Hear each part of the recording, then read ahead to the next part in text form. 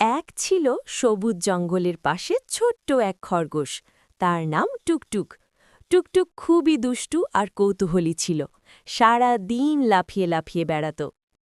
একদিন টুকটুক জঙ্গলের ভেতর একটা ঝকঝকে কমলা রঙের গাজর পেল। গাজরটা একটু আলাদা রকমের লাগছিল। সে ভাবল, এটা নিশ্চয়ই জাদুর গাজর। সে গাজরটা খেতে শুরু করতেই হঠাৎ করে তার লাফ অনেক উঁচু হয়ে গেল।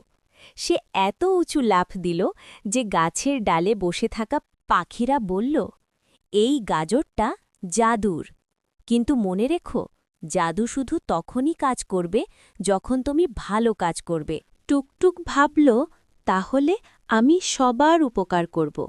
সে সেই দিন থেকে বন্ধুদের সাহায্য করতে লাগল। কারো ফল পাড়তে সাহায্য করল, কারোর জন্য পানি এনে দিল, আর কারোর হারানো জিনিস খুঁজে দিল। ধীরে ধীরে গাজরের জাদু কমে গেল। কিন্তু তখন টুকটুক বুঝল, আসল জাদু গাজরে না, ভালো কাজে। সেদিন থেকে টুকটুক সবার প্রিয় হয়ে গেল।